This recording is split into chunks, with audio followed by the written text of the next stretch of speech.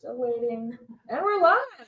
Oh, we're live. Hey, everybody. Hello. Welcome to Handy Quilter Live this afternoon. I'm Kim Sandberg, and today I have a special guest with me. You want to introduce yourself?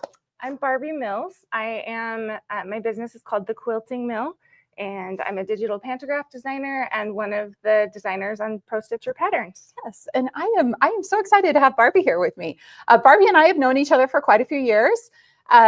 We both live here in Utah, and we met through the Modern Quilt Guild, a chapter of the Modern Quilt Guild, didn't we? Yeah. We were just discussing, she's actually been over to my house to dye fabric. Yeah. So I've dyed at Kim's house more than once. It's our little inside joke.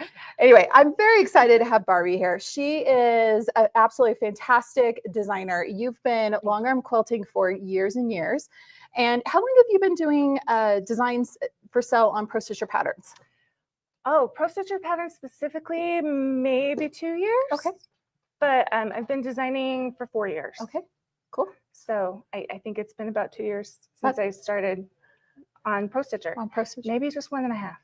It's been more than a year. Yeah. That works. Okay. Awesome.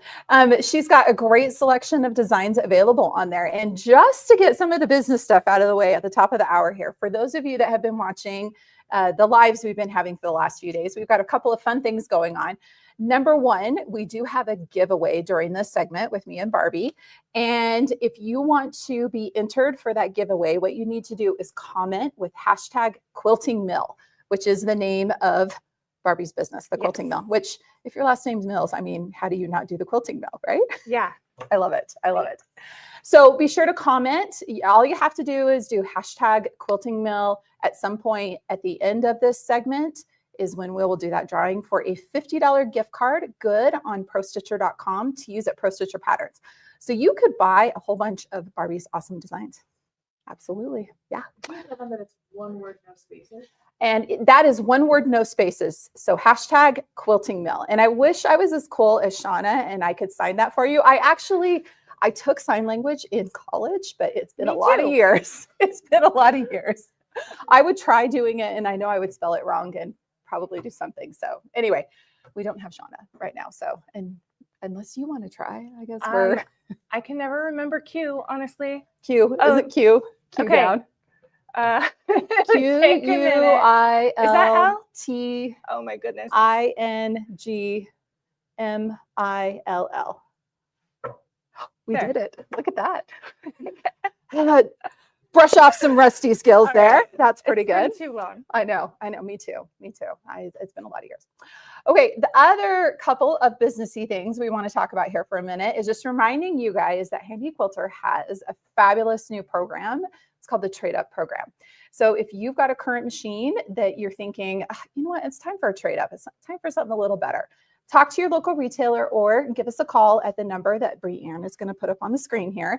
And you can just have a conversation with somebody about what your current machine's worth and find out if trade up would be a good fit for you. To go along with that, we have some really great promos going on right now. So we have the Build Your Own Bundle promo going on right now, which means that when you purchase a machine, you can add a highlight. And I've actually got a highlight on the machine here behind us. You can just barely see it. You're going to have an opportunity to see it a lot better later when Barbie and I go back and do some quilting. So you could choose a highlight. You could choose a thread and batting bundle, which is super cool because it's a big bundle of thread from Superior Threads, which we love. Superior's. I love Superior. Great thread, huh? It's my favorite. It's wonderful thread. And then a roll of batting from American Fiber. It's a 25-yard roll of batting. You can do a lot of quilts with that, can't you? You can, a lot. A lot. Barbie and I both quilt for hire, and I don't know about you, but I only buy on the roll. Oh. Like that's what I do, right? Yeah. Right? Yeah. So you'll feel like a professional quilter right off the bat with a brand new machine. Exactly. And then your last option, for example, say that you wanted to add a Pro Stitcher to your current system for the Build Your Bundle promo is to add $500 worth of designs from Pro Stitcher Patterns. So you could spend $500 on Barbie's designs. I'm just saying, there you go. So those are your options. All right. Well, we got the business stuff out of the way. Okay. Let's get to the fun stuff. So all right. Barbie, tell us a little bit about your adventures with Pro Stitcher Designer, and maybe start with telling us what Pro Stitcher Designer is. Okay. So Pro Stitcher Designer is, well, so it comes with Pro Stitcher. When you purchase a machine with Pro Stitcher, it comes with it. Yeah. And it allows you to either make your own designs, or you can bring in a design and adjust it. Yep. Like I've heard of people like swapping out a motif for something different. Yep, absolutely. So I don't use it for that myself, but I use it to make my own designs. And I'm just totally hooked. I use it pretty much every day. Really? Yeah. Dang. That's great. Yeah. I love Pro Stitcher Designer. It's so easy to use. There is a learning curve with everything. Of course. But yeah, it's great. What else do you want me to say? No, that's exactly perfect. I just wanted, your own explanation. Okay. So Designer is really great because it allows you to edit and create digital quilting designs. Yeah. And you have really taken off with this. As you said, you've been designing for 4 years.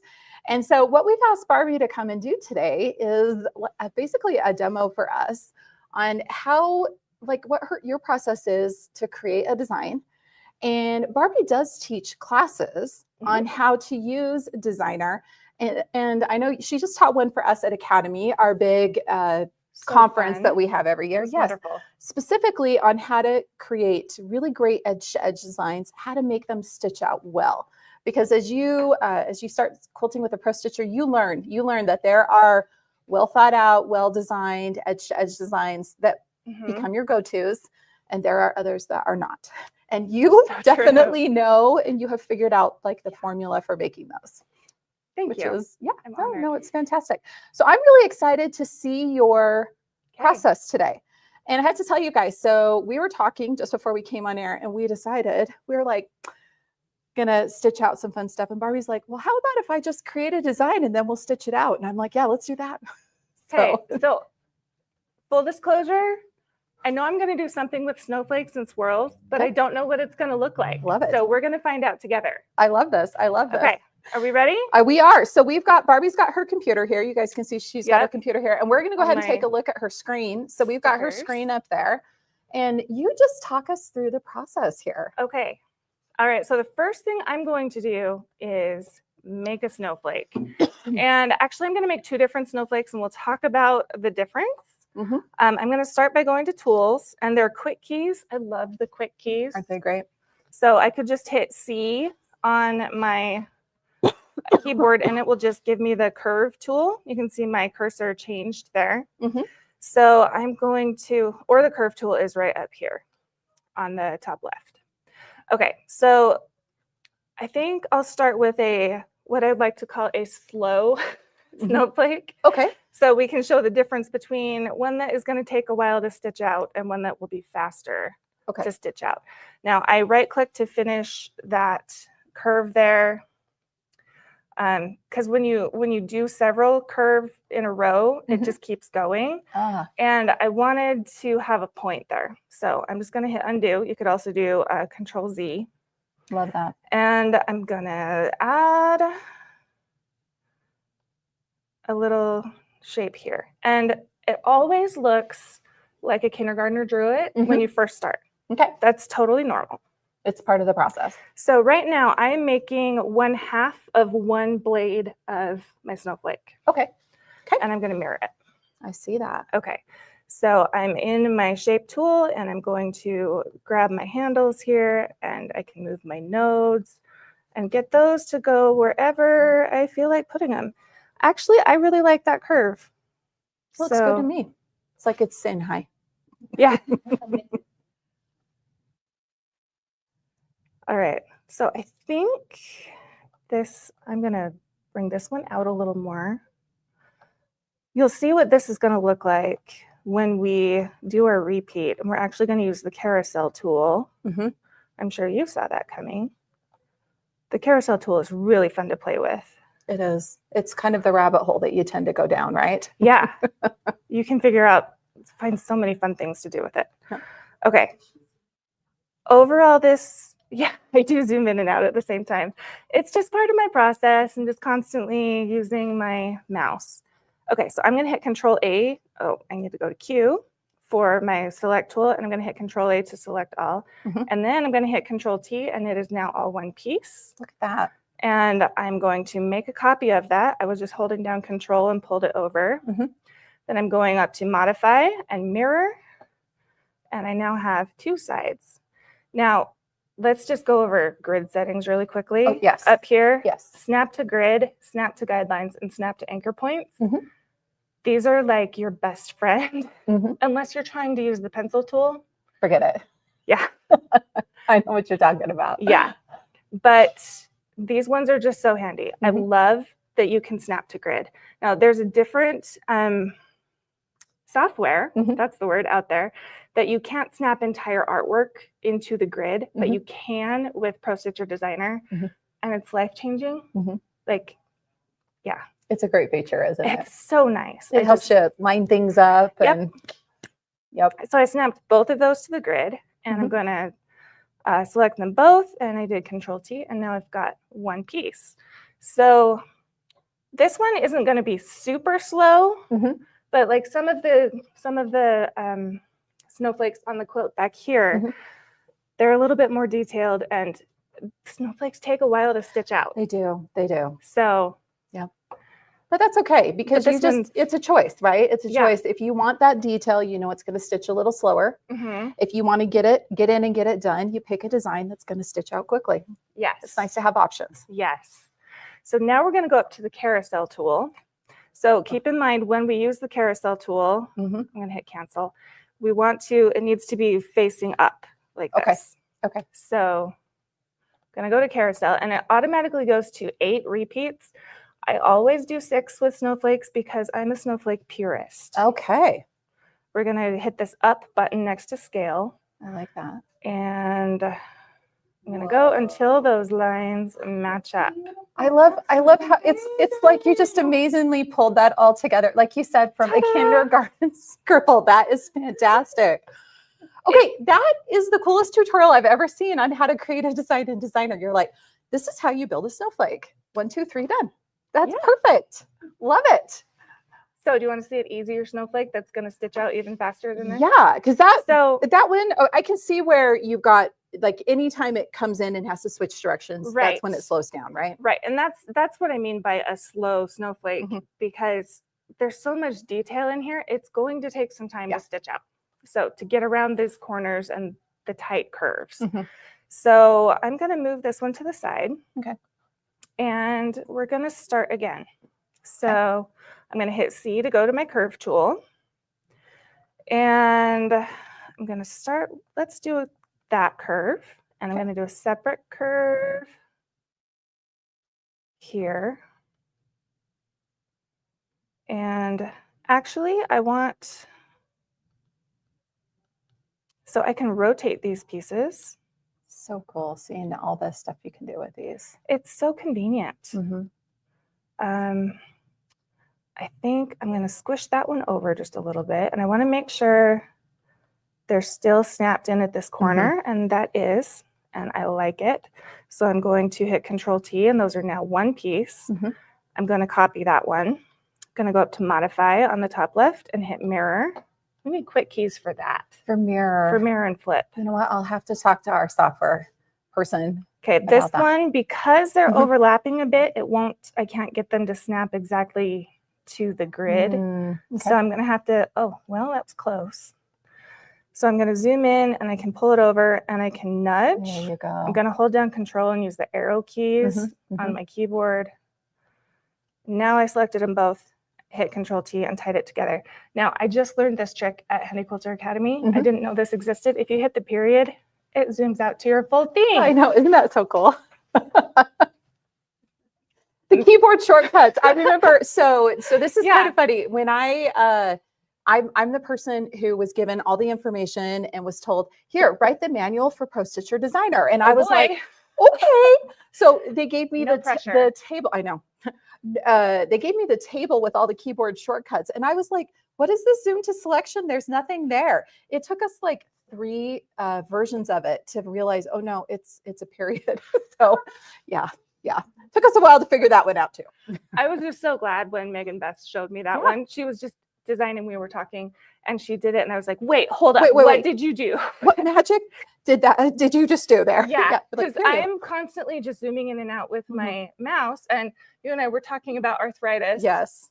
Not fun, but like these two fingers have been bugging me, and to save that scrolling just a little bit is awesome. It's a nice thing. Just hit that key. Okay, so back to snowflakes. Yeah. So we've got this one now, Cool. and I can go back to tools and up to carousel. Okay. I'm excited to see what you, oh my gosh, look at that. Already you can see the snowflake. But I have to take it down to 6 because it's just wrong if it's 8. Right. So tell me, is there like a mathematical thing behind the 6? Absolutely. Okay. That's what I figured. Because I know you're a mathy person. Do you want the short version or the long version? We got time. We have time? Okay. So like chemistry class. Yes. All right. Oh my gosh. Because you're like, I'm totally geeking you out. have about a this. degree in chemistry, right? Or like chemistry teaching, if I remember well, right. not chemistry teaching. Totally different. I taught home economics for 7 years, but we did food science. Right. So I do have a Chemistry. small chemistry background, but I totally geek out about the science sometimes. I just Love think it's so fascinating. So, okay, water. What's the chemical structure for water? H2O. H2O. Yeah. I knew that. Okay. So the way that it bonds. Uh-huh. Okay. So oxygen has, oxygen has 2 places where it can bond to other atoms. Hydrogen only has 1 place where it can bond to other atoms. So it's like the oxygen is holding hands with 2 little baby hydrogens. Okay. And the angle, because of the charge of the different things, it's the angle that they come out at. Okay. So the number of bonds something has affects the angle of things. So with liquid water, you can't tell a difference. Okay. Yeah. But when you freeze and it slows down and it stops moving around, it gets this crystalline structure, which is hexagons, which quilters love. Yes, we do. We love hexes. And they're 6-pointed. Yes. Hence, snowflakes don't exist with 8 points. Really? They don't. Okay. I love this. Okay. We have all had our chemistry lesson today. I love this. That was the long version. Very cool. Very cool. Okay, And, good to know. If there are any chemists watching and I got something wrong, I'm so sorry. It's been like since high school that I learned that, which was ago. Yeah. No. We won't talk about the fact that I just got the invitation for my 30th class. Yeah. Reunion. I'm like, it hasn't been 30 years, has it? No, it hasn't. No, 1995 was like 10 years ago, right? Yeah. That's the year my brother graduated. So Really? yeah. People are saying best chemistry class ever. Yeah, that's right. Well, thanks. I'm glad you enjoyed it. So actually, just super quick side note, when I was teaching family consumer science / home ec, I taught foods and I loved to teach about proteins. And I would, because it was junior high. Yeah. So I would tell the kids about how like Lego sets relate to proteins. Oh, it was so fun. Anyway, let's talk about designers some more. So Legos for our next live with Barbie. We'll see about that one. We're making our own Legos here with our own little pieces. They're like our own amino acids that we can put together. Just kidding. I'm going to stop with that one. Okay, so it's got 6 repeats. Yes, we do. And we just changed the scale here until we get these points to match up how we want. To meet up. So like right there. Yeah. And it always makes it really big, which you can't tell because I only have 2 things on my screen right now. Yeah. And it always brings it up right in the center of the grid. Right. So I pretty much always will move it off the center. But we can compare these 2 snowflakes now. And we can see that this one is like, it's not going to be fast, but it's going to be quicker than this one here. Yeah. Why is that? There's a lot less points to start and stop at in the second one that you did, because it goes out and then there's a longer swoop before it's going to have to slow down again. Whereas the other one with all the little bumps. Yes. Is that the right way to say it? These little bumps and extra things. Yeah. It's just going to take longer to go around. Yeah. I can see So, and you can get really complicated with snowflakes. that. Oh yeah. Yeah. Very detailed. Yeah. So if we're going to actually do something with this, I need to do something else and stop talking about chemistry. Let's go back to quilting, shall we? Okay, Quilting. let's do it. So let's make a swirl. Let's do. Yeah, I want to see how you do a swirl. So I'm on the tools menu and I'm going to go up to artwork. Okay. And we're going to come down to spiral. Oh, I love it. There are 4 different kinds of spirals. Okay. The double swirl is my favorite. Okay. And I'm going to set it to 2 revolutions. I always leave the expansion factor at 100. Okay. It just works nicely. It's what you like. And we're just going to draw I love that. our little spiral. Look how right there. easy that was. You didn't have to draw anything. No. It's like this preset shape that you just make the size you want. Yeah. It's so cool. I love that. And I've tried drawing these Mm. with Uh-huh. the arc tool and curve tool and whatever, Yeah. and it's hard. Yeah. Now there is one little glitch Mhm. that with this tool or with this shape that we have to fix. Okay. So right here, if we, Oh, look, it's got a little connection there. I can Yeah. see that. so it can just get ugly later. So I'm going to right click and add points around it. Okay. And then I'm just going to select those points and backspace them. Oh, and just get rid of them. Just get rid of them. Now I'm going to smooth that back out just a little. Yeah. And I was trying not to move this part too Mhm. much. Mhm. That is a great solution to that. So actually, I think I'm going to leave that one there. Yeah. You probably found that just with stitching it out because it would always slow down right at that little point, right? Not even when I was stitching. Mhm. When I'm designing, I look so closely at the curves. Yeah. And zoom in and you're looking at every little point. I can see Yeah. that there. And you just want everything to look smooth. Mhm. Like to the point that when I was spend a couple days recording lessons about how to draw feathers Mhm. for my course. And I was driving up this hill and I'm like, there's a flat spot on this road that needs to be smoothed out. And that's not how roads work. Like there's a hill that if they put the road any farther out, we would fall off. Okay, Like- I love that quilting relates to everything in your real life. It does. Everything. It does. Everything. And my kids are so used to me saying, stop the TV. I need to take a picture of that rug on the TV. Should we Yeah. compare? I have a folder in my like my pictures that's called screenshots because it's pictures of things I've taken off of TVs like, oh, the tile on that fireplace would make a really cool quilt. Yes. Right? Yes. I'm so glad it's not just me. Oh no. Except mine's all pantographs. Like Oh, yes, of course. I don't spend much time sewing Mhm. these days, although I was sewing this morning. But got to do it every once in a while. oh yeah. Yeah. Yeah. I spend most of my time designing pantographs and then quilting for customers. Love But it. Love it. Anyway, so we've got our spiral. Look at that. And I like to add a little circle in the middle. So let's do that. So I'm going to use the arc tool. Yeah. So to make an arc, we draw 3 points. Mhm. And on that 3rd point, it magically becomes a part of a circle. Mhm. Now, I always do my circles in 2 halves. Mhm. And I'll show you why. So if we do a circle all together, Mhm. and then I go to split the line somewhere, Mhm. it makes Oh. go. And Megan Best said something about how it cuts off the curve somehow. Uh-huh. The way she explained it did not make sense to my brain. Okay. So I can't tell you why it does that. So I just do my circles in 2 halves. I like that. I like that. And then I will select them both and I'll hit Control G to group them. Okay. You can see down Mhm. here in my Mhm. sequence view, I changed that to a group. Okay. So repeat the Shauna, question. can they hear Shauna? No, they can't. Okay. So Shauna just asked, what's the difference between T and G? So Control T is Tie. tie. Yeah. It's tie. It ties everything together. Yeah. Ties everything together and it becomes one piece of artwork. Mhm. Versus G, it changes it into a group, Mhm. which is not one piece of artwork. And then we get into complicated things called closed shapes. Yes.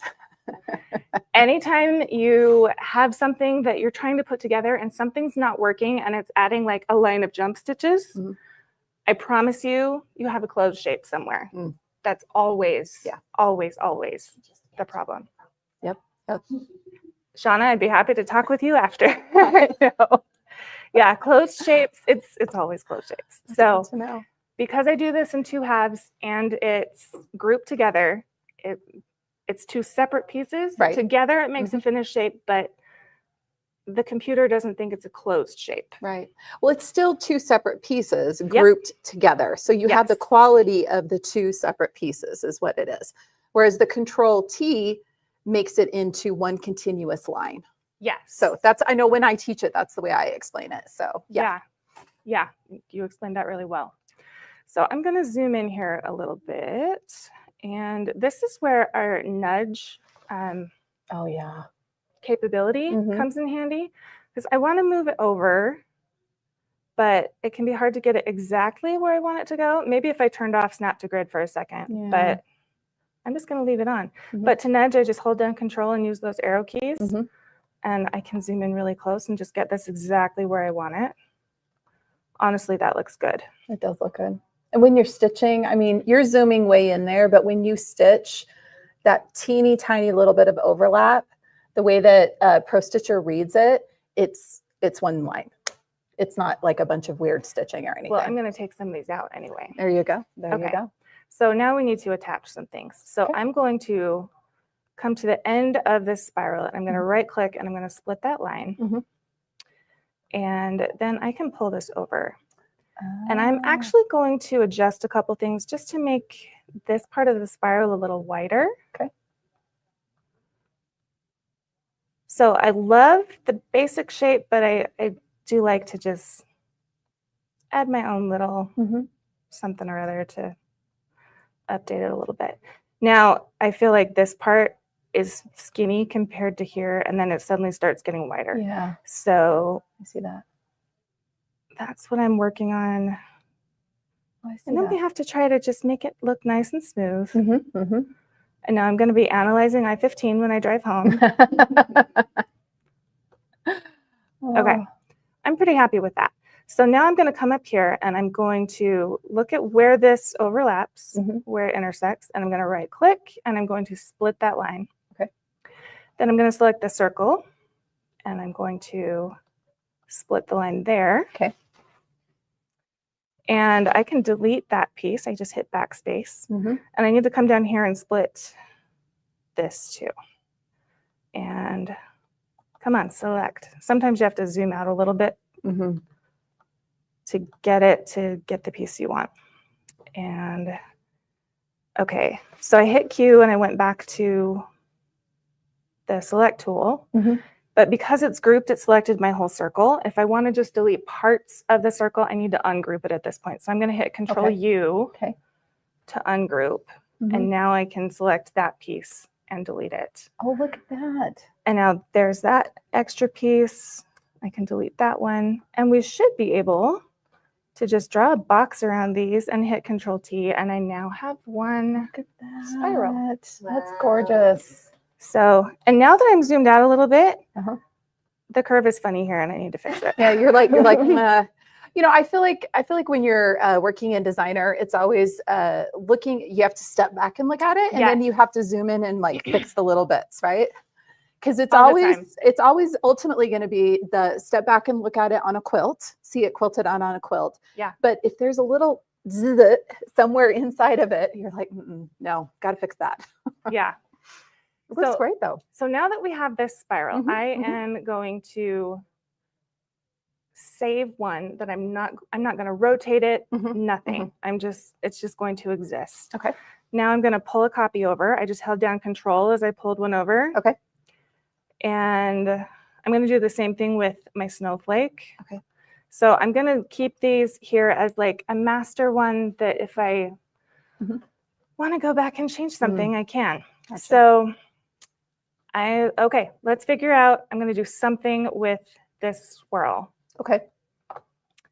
And you want to connect the two? Is that the ultimate goal here? Well, yes, eventually. Okay. But right now I'm trying to figure out, because I really have not thought about this at all. This is all just coming up off the cuff. I love it. And I need to think about what the overall shape is that's going to happen. So I'm just going to start moving stuff around and see what it looks like. Okay. So I will often do something that's one way and then mirrored or flipped so that, It's not super directional, right? When you go to stitch it out. right, so it doesn't look up and down. Mhm. Yeah. Okay, let's try, and okay, I want to do something, I want just the center piece. Mhm. So I'm going to come in here and I'm going to split these lines off. And notice I made a copy of that before I cut it off. So I have just this, so I still have the full spiral I can work with. Nice. And this one, I think this would look cute coming off up here, but it also wants to be smaller. I love like watching your design process here. This is very, It gets messy. I think it's fascinating. Yeah. Yeah. This I is get really so cool. frustrated. Okay. I thought you had to design in a strict like start to end, like so much you have a piece. So Shauna was just commenting that she had always thought that you had to start like do kind of like linear to design, and she's loved seeing how you're doing it like spatially, like you're filling out the design as you go. Yeah. This is one of the things that I love is just watching somebody who is really good at doing this and just seeing your process and let that inspire me and be like, oh, okay, well, I'm going to try that. Let's just look really quick. I'm going to show you this. This is a process screen. Oh, wow. Look at that. I started over here and I made a leaf. And that's my master leaf. And I put it in all these different, I made 3 and then I repeated it. And then I did a 3x3 repeat, turned the middle a different color. And then I made some changes. Come on. And adjusted some things and I just played around with it. I love it. And then added some stems and I'm like, I'm not sure if this is exactly what I want to do. And then I'm like, oh, let's take out a leaf and add a flower and see what that looks like. I love it. So, and then I went to my full screen there just now. And there it is with a heart. This is the first time anyone has seen this. Yes. Oh, it's a preview. I love it. So you've got like a whole collection you're working on there. You start with this like is one just little what thing. my screen looks like all the time. And I love it. It's kind of funny. So let's go back to what we're working on now. So back to our little spiral. Very cool. And let's see, I'm going to delete that extra piece. And oops, I moved that.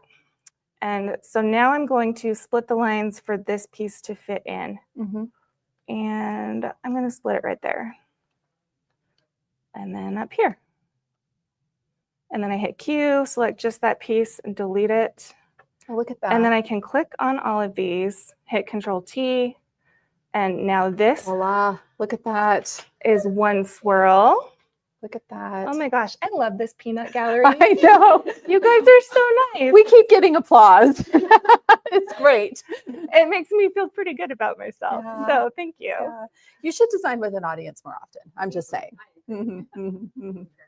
No, this is exactly what I wanted people to see, and to see too that like I know some people look at designer and they're just like terrified, but you can see that it really, I mean, you're only using a handful of different tools, and it really is pretty simple.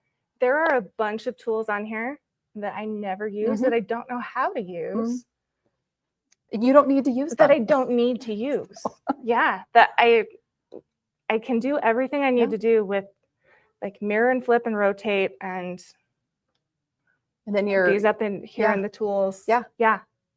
You're using like I said, you're using about 5 or 6 things, and it just goes to show that you don't like, you know, of course, take a class, experience all the tools, learn how to use them. But even somebody who does this literally professionally, you don't use every single tool. You use the ones that work for the type of designs that you like to create, and that's all you use. And like it's just we fine. were talking about text. I don't do text at all. See, and I do text all the time. I love text. So difference. I'm not even sure I know how to do it at all. Maybe we'll have to do that at some point. Text is really fun. Teaching Barbie text. There we go. With Kim.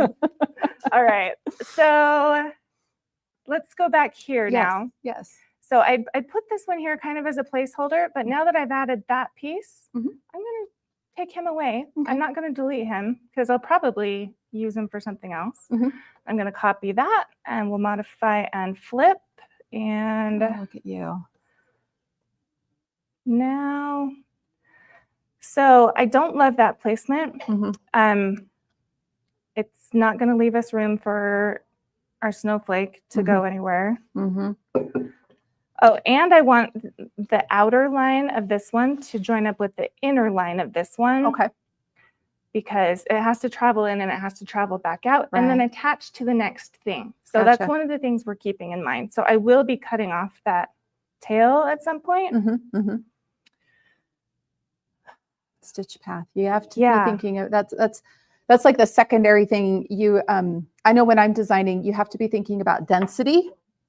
Yes. Keeping that density like even across the design, and then you have to be thinking about stitch path. How am I getting from here to here in one continuous connected line? Yes. Right? Yeah. And you do it enough that you don't necessarily think about it all the time because it's just how you do it. Yep. It becomes part of the habit. Yep. Yeah. I totally agree with you on that one. Yes. What are the steps to change colors? Oh, so the question is, what are the steps to change colors on the designs? Do you want to show Okay, someone how to sure. do that really quick? I know that I do that because that way I know, okay, this is my first design. This is my second design. Yeah, I do the same thing. Here, I will go ahead and show you what the next part of my process is. Okay. So I just selected both of these. They're not attached into one piece of artwork yet. Right. I'm just going to pull them over a little bit and we're going to go up to tools and repeat. And then I'm going, so I can start to see how this is going to repeat. I see. Now that. I want to move these over so the gap here matches the gap here. Okay. So I'm going to do that on this horizontal distance and I'm just going to hold down the button and wait for it to move. And then it starts to speed up and I go too far like every time. I think that'll do. And I'm going to move the vertical distance down a little bit. Just till it looks pretty. This is nothing final. I just want it to look nice. Yep. That looks pretty good. And it's overlapping my snowflake, so I'm going to move the whole selection over. And what I do now is I take the ones in the middle and I change those to a different color so I can keep track of exactly what I'm doing. Oh, gotcha. Okay. So I will come down here and you come down to the bottom. I always design in this default blue on number 1 and then this red on number 2. You right click it. Okay. If you click on it, this comes up, which allows you to pick any color, which is fantastic. But if you just want that color, you right click, which is not natural. Yep. It takes a minute to get used to. It does. It does. I like that. I like the fact though that it's a right click so that you don't accidentally change a color without meaning to. Oh, right? yeah. That's a good point. You have to really think about it. You're like right click. Okay. Change color. Yeah. So now I can see I can see repeats. where I'm looking, what I'm working on, and if I change something on this, oops, I moved it a little bit. I had to hit undo. If I change something on this, it's also going to change here. So maybe I only want to work on one side of this at a time. So makes sense. Let's go ahead and attach these. Actually, let's put in our snowflake. I'm just all over the place, like squirrel / snowflake. Oh, So I'm going to make this snowflake smaller. Oh, look at you working on that density right there. I'm going to rotate it. So I'm looking at how it fits into this space. And we're going to get tiny here, which we don't always want to get tiny. Right. So why do we not want to get super tiny with designs? Yeah. Well, mostly it's going to take a long time to stitch out. Right. It's going to take a long time and we want the density to look even. Right. Right now, with how small this is and how dense it is, it's not an even density compared to my swirl. Right. So I think I need to move the swirls apart a little bit more to make a little more space for my snowflake to fit in. Okay. Or we could get fancy and try to do a half snowflake. I don't know if I want to do that for this. Well, maybe. Let's try it. Okay. Shauna says no, but Lily says the, yes. the peanut gallery is deciding how she's gonna, like, what should I do next? But the peanut gallery doesn't agree. We'll try it both ways and we'll see what happens. Okay, so what I have to do first, when we make a shape with the carousel tool, it automatically groups it. So if I'm on my select tool, I can't just delete parts of this. Right. But if I can hit Control U or right click and come down to ungroup. Now I can select separate pieces. And yeah, look at that. Get rid of those. Perfect. So then I can group these again. At this point, honestly, I'm just going to hit Control T and make them all one piece. And I think, so now I've got room to make it a little bigger again. You do. You know, I kind of like it a lot. I do too. It's it looks pretty. Cool. It's very pretty. And it's you're getting it to the scale so that it matches your swirl, so that when you're stitching this out, it looks beautiful. And there's not this weird element that people are going, why is that part so small, or why is that part so big? Right? Yes. And I'm looking at the space here between the next row. I'm keeping that in mind. So yeah, that's what I'm going for. I like it. Okay, so now we're going to have to bring those points in. So, okay, I keep changing my mind. I'm going to right click over here and add a point. Okay. And I'm going to bring those points in to there. Now, I don't want to change this part of the curve, so I'm going to right click and add a point here so I can move this piece. There you go. Where's my point? It's way over there. Okay. Like, you got your snap to point on, so it's going to snap to the point. And now that I'm looking at it, I don't like it in that point. I want it down here. I feel like that is just going to be smoother. Follows that line a little better, doesn't it? Yeah. Now, I have to be careful here because if I touch this start point to this stop point, it's going to make a closed shape, and I don't want it to do that yet. Okay. So I'm just keeping it separated for a minute. I think that curve is going to look nice. So I could delete that point. I'm just going to make a new one. I split the line here. You don't have to add a point first before you split. You can just split. And then this is where snap to anchor points comes in handy. It just snaps right in, matches perfectly, and I love it. So now I just held down Control and clicked on all of these pieces, hit Control T. They all turn blue. So now they're all one piece of artwork. Right. I'm going to hit E to go back to the shape tool, and I can move that point, and it just snaps back into place. That's perfect. And we can see our cute little half snowflake. Look at that. I love how you've taken that design that lives in Designer, that double swirl. You made it your own by adding that extra little circle. Then you added a little curlicue up at the top, and then you attached a snowflake. It's like, it's so cool to see this process. I love it. And it's so fun. Yeah, it is. I was talking to somebody and about how when I sit down to design, I surprise myself like every day. I believe it. Fun. I believe it. It's really fun. I know that you actually have a couple of really cute snowflake designs on Pro Stitcher Patterns, one of which is on your shirt that you're wearing right now. I love this. Wearing one. It's stitched out on her shirt. We also have a quilt in the background that's got one of them stitched out. And you just created another snowflake design that's completely different than what you've got going. And I bet Megan can get this one up on the website within just a couple days. I bet she can. Megan does have that superpower. She's awesome. Yeah, she is. Yeah. So like once we get this done, then I can go home and send it to Megan. And perfect. Yeah. We'll get it up on the website. All right. So let's see. So now you're going to go through. Yeah. So I've got my big motif. I need to figure out how it's going to repeat to the next one. Okay. So it's going to come in from here, which is going to be this piece down here. And all right. So I have to figuring out your stitch path. Right. I'm just thinking really hard for a second. I love that. Okay. So it's going to attach to this one, which I think is, yeah. Okay. So it's going to take a couple of steps because, well, we can try, I think I'll split this one here. That may not be exactly the right spot. It's going to take a minute we're going to take this piece and adjust it and we'll see what we have to do. So I always leave this as it is, and then I drag over a copy, just hold down Control. Yep. And zoom over a little bit, make another copy, and I'm going to go back to Modify and Flip. And then I'm going to bring this down, and it probably, let's take a second and look at it. I know. Applause from the peanut gallery here. Thank you, Peanut Gallery. So great. Okay, so usually I just like flip and go. So I think there's a big space here. Yeah. I don't think it's going to stay that way. Okay. I could attach these.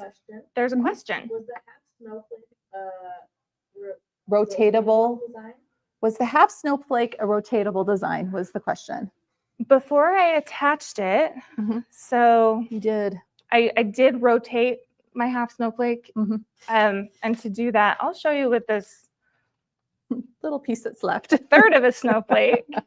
So you might be able to see there's these little pink circles on the top right corner and the bottom left corner. If you go there, you can just rotate Very cool. to get it just to fit in exactly how you need it to fit. I love that. So I was like looking at the angle of the curve it was up next to. So I wanted it to kind of Fit against it. just fit against it and fill the space nicely. I love it. So that's what I was going for here. I'm not sure, honestly, the spacing, it's really close here and kind of far here. I might, I don't know. I might change something here, but I also like everything about this except how close it is right there. So That's always something you can go back and do a little tweaking later too. and I might. Yeah. So we shall see. Yeah. Anyway, let's go ahead and repeat these and Okay. see how it looks. So I'm going up to the top left to Tools and over to Repeat. It gives us our 3x3. Look at that. And I could type in a number, but I didn't pay attention to how many inches I needed to move Yeah. over. It's kind of hard when you narrate your work, isn't it? Yeah. To remember those little details that Now, when you're If doing I it. if I had hit Control T, I could have hit point to point and had them snap together. But right now it would overlap the pieces and not look good. Yeah. So that's actually a little too close because Yeah. my snowflake was touching. Yeah. So I'm looking at this space here. Mm-hmm. Actually, I know I'm going to have to move something around. So I'm just going to leave this where it is. Okay. I'm going to click off. Carefully select these ones without moving them. I always make them wiggle a little bit. And then I came down to the red and right clicked. There you go. So now, once again, I can see what I'm working with and how it interacts with the things around it. I love that. It's a great way to use those two colors because it really does make it easy to see how all those pieces that you're going to edge to edge with are going to fit together. Yes, absolutely. I forgot to adjust the vertical space. So there's a little more space between there. I'm not going to worry about that space right now. I'm looking at this space. And so this is the one I'm going to need to move. Oh yeah, to adjust that little. Look at that. And honestly, it might take a couple tries to get it in the right spot. Well, it's a little trial and error. It's not like there's a set like formula. It's very much, you have to play with it a little bit, and wiggle it around, and it's all about using that quilter's eye. I always tell people this. It's like, I'm not going to give you a formula and say, okay, it has to be exactly 4.5 inches by 4.75 inches or something like that. You just look at it, and when it looks right, you know it. Yes. And then it's good to go. So, okay, I moved something and now I don't know what I'm doing. oh no. Oh, you can always hit undo. That's what I tell people. You can always hit undo. Undo is your friend. But also, like, I grab pieces and move it over. Okay, I forgot to delete that piece that I'd cut off. So I think that was part of what my problem was. And I'm going to split this line here. Okay. Okay. I'm going to delete these pieces that I dragged over because that was an oopsie. And we'll flip that one. I'm just flying between stuff. I love it. See how you're actually. Yeah. Yeah, Shauna was just commenting that she loves seeing your process. I feel like we were talking before we started filming today that Fridays at Handy Quilter, we call them Friday Fun Days. And it tends to be a creative day for the education, everybody that works in education and marketing. And we work on quilting projects. We were talking about having a binding day. I think, and I'm looking at Shauna right now, and Barbie, I think we need to have a designer day where we all come in and we bring our computers and we sit and do a designer too. Sign me up. Okay. Friday Fun Day at Handy Quilter. It's going to become a thing. We'll have people come and hang out with us on Fridays. Okay. Perfect.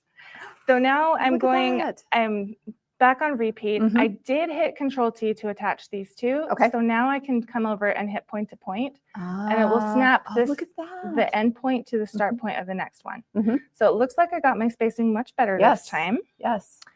I'm not going to forget the vertical distance. Yeah, squishing those in a little bit so that you get just a little. That design nests just a little bit, but then look at that density. Like that is something I would quilt out right there. It really is. Well, should we quilt it out? I think we should. I think we should. Let's, so at this point, because they're all red, I would just change the middle one blue. And I just go back and forth until I get it where I want it. I like it. Honestly, I don't know if there's one more thing I want to add. Okay. I'm going to add a little circle. Okay. And I'm going to do it in 2 pieces again. So you're doing another little circle just to fill in that little bit of space, that little bit of extra space we have right there. So I just drew a circle and I'm going to make it a little bigger. Okay. And that's your 2-piece circle that you grouped before. I did group. Love it. I was so fast. I just hit Control G. And I feel like the spacing looks pretty good. It is overlapping a little bit, so I'm going to use my nudge tool and just nudge it down. Look at that. Then I go back to the shape tool. I hit E. I'm going to split the line right where they meet, and I'm going to pull one end down. Then I can see here, I'm going to split that line there, and I'm going to grab this one. So this is what we call the figure 8 principle. So when this stitches out, come on, go to the point. You're like, snap to the point. Snap to where I want, not to where you were. There you go. Okay. So when this stitches out, and I'm going to put that back. So we want it to go around the circle and back out rather than coming in and out and in and out. Because when that stitches out, it's going to leave a little gap there. It overlaps the way that you drew it now, though. Right. Right. So because we did it going around in a figure 8, coming in and trying to meet up and go around and meet up and go out. Right. It's going to come down, go around, and go back out so that it crosses itself. Yeah. Because even though the long arm is like a CNC machine, fabric is not. Fabric is a different material than, like, I don't know, engraving metal or something like that. Absolutely. The fabric moves. Yes, it does. And especially when you've got the 3 layers with the batting in the center, the fabric has draw in and draw out, meaning that the fabric expands and contracts. And so that's why it's important, instead of coming in and having them 2 points meet and go out again, you're likely to end up with just a tiny bit of a space in there because of the pull, right? Yeah. Whereas if you do it all the way around, I like that, the figure 8 principle. Yeah. It's very cool. So cool. What is this 100-day Panto design challenge? Ooh. People are, so I guess some people are talking about my 100-day Panto design challenge. Yes. So maybe you can tell us about that. Sure. So we've got that up there. The Quilting Octopus is asking, as a student of Barbie's, I love everything she's taught about pantograph design. Thanks at Handy Quilter for having Barbie. And you're doing a 100-day Panto design challenge. So tell us about that. So cool. Hi, Melissa. So does this count as your design for today? Oh, yeah, it does. Yes, we were part of it. Okay. So Melissa's one of my alumni from my course, and she's doing cool stuff. It's so fun to see what she's doing and what everybody's doing. So this started like at my very first QuiltCon in 2021, I think. Yeah. My friends that I went to QuiltCon with went to a lecture about doing a 100-day project and doing something every day for 100 days. And I was like, I didn't even go to the lecture. I was in a class and I was so inspired by them telling me about it. Like, I want to do a 100-day project. And I decided at that point, I was going to draw a pantograph every day for 100 days. That's amazing. And I was sure I was going to run out of ideas. Oh, that would be my fear. I'd be like, Right? day 4, I got nothing. Yeah. Now, at that point, I was just starting to learn how to use Designer. I could not use the curve tool to save my life. My feathers looked terrible. They were ugly. So my skills didn't match up with the ideas that I had in my head. So at that point, I was drawing. These days, I don't draw on paper first. Yeah. Unless I'm out somewhere and I don't have my phone and Yeah. I have The to, ability. Yeah. Yeah. Anyway. I gotcha. But I always have my phone because we always have our phones. Yes, we do. But during that 100 days, that first 100 days, there were a couple days that I missed, but other days that I drew a whole bunch. And I said I used to be a home ec teacher. I was subbing that year. And this one day I was subbing for somebody that had a student teacher. So I just had to sit all day in a chair. yeah. I just had to be the adult, you Yes. know? Yes. Supervisor in the room. I drew 75 75 that Oh day. my gosh. You did like the In whole one challenge day. in one day. So anyway, so now Mhm. this is actually my third 100-day project. So this time I invited my alumni to join me, and everybody Cool. has their own particular parameters that they're doing. Like, one of my students wanted to do 15 minutes a day, Perfect. which is awesome. Mhm. My personal goal is to do at least 2 designs on weekdays. I'm taking weekends off, Okay. I like that. but 2 designs a day. Actually, I'm going for 3, but my Cool. official goal is 2. I love it. I love it. You're like 2, and for the win, we go for 3. I love Yes. it. Yeah. So I'm trying to do 3 a day, but 2's my official I love it. thing. So far, How many days in are you? we're a third of the way through. I think today might be day 35 or 36. I could look at my Canva and tell you because I'm keeping Cool. track on Canva. But I've got 5 or 6 alumni that are doing this with me. So far, we've made over 200 pantographs. Wow. That's amazing. It's been Congratulations. so much fun to share this. I love this. I Been love really fun. this. That is super cool. So, I'm getting some ideas here. yeah. Are you ready to stitch this out?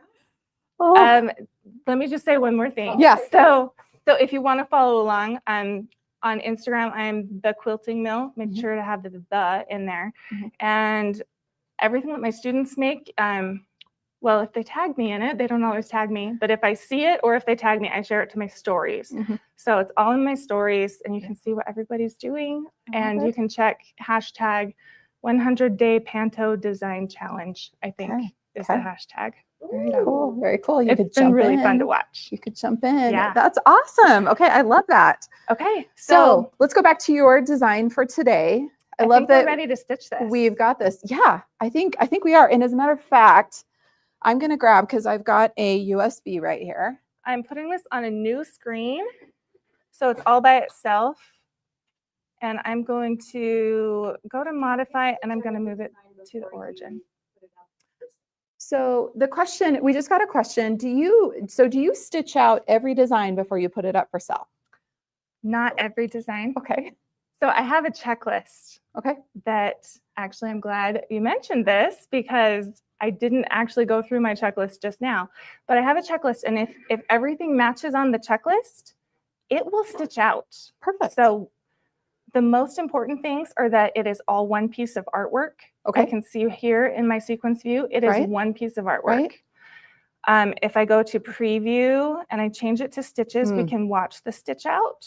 This is always my favorite part. I love watching it stitch out. Once I've designed something, especially because it's like, oh, that's when you see maybe that little bit of a wiggle or that little bit of a hesitation. But it is so satisfying to watch it. It is, Like watching that there, it's like magic. This is where I really go down the rabbit hole though, because I get to this point, I do my little preview stitch out like this. Mhm. And then I'm like, oh, okay, I got to do one more. Just one more, just one more. And all of a sudden it's 2 a.m. Yeah. I don't quite have that problem because I really love sleeping. I do too, but my thing, like designer is just a rabbit hole. It's like Yeah. I'll sit down in the evening, I'll get out my laptop, I'll sit down in my chair and kick my feet up and I'll start working on Ta-da. something. And all of a sudden it's 3 hours later. And I'm like, where did the time Yes. go? Yes. So yeah. Can you name this design so people know? Oh, we do need to name it. So what are we going to name? What are you going to name this design? I think we should call it the Kim something. No, just joking. Totally joking. Call it like you wanted to have. Oh, really? sure. Snowflake. Let's do it. I love that. Okay, why did I go to tools? I don't know. I'm going to go to file and save as. And just to make sure, it's just one L. One L, like the flower. Really? So Lily, I don't think I can put an apostrophe. yeah, I don't know can if you try. can. The lily flake. It didn't say I couldn't. So Oh, very it's cool. Lily Snowflake Lily now. Snowflake. Perfect. I love it. There's one other thing that is really, really essential on that checklist, and that is to make sure that our start and stop points are on the same horizontal plane. Yes. Okay, so explain this to everybody so that they understand, because when we talk about this, it's got to be on Yeah. the same plane. That means that you have to be able to draw a line straight through, and the line has to be straight. Totally flat. It's not a straight line that goes like this. No. It has to be a perfectly flat. A straight perfectly line. flat line. So there are a couple ways to check that. Mhm. One way is we can pull down a guideline. Mhm. If you click on the ruler and drag down, it pulls down a guideline. Mhm. And this line will be Perfectly perfectly straight. So we could, one of the settings up here is snap to guidelines, Mhm. which means this point, I could just snap it right to the guideline and it stays on the guideline. I'm gonna hit Control Z to undo. Yep. That's a great way to do it, but honestly, I'm gonna get rid of it.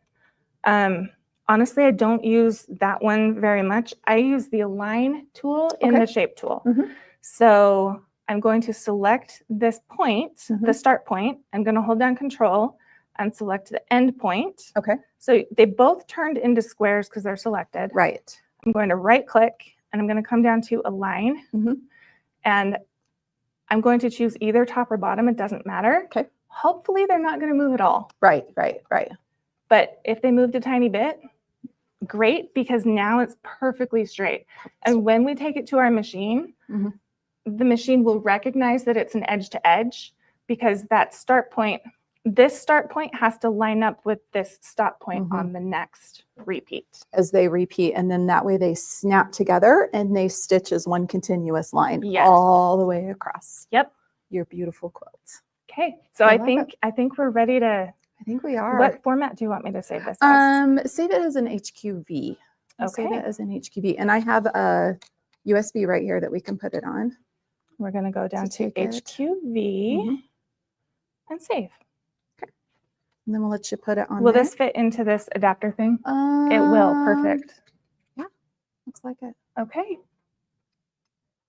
Perfect. And we're just saving it to a USB so we can take it to the to our Pro Stitcher, So I've because got my this isn't folder. available at Pro Stitcher Patterns yet. But when Not it yet. is available at Pro Stitcher Patterns, if Knowing you're, Megan, it might be available tomorrow at Pro Stitcher Patterns. you can email that right now.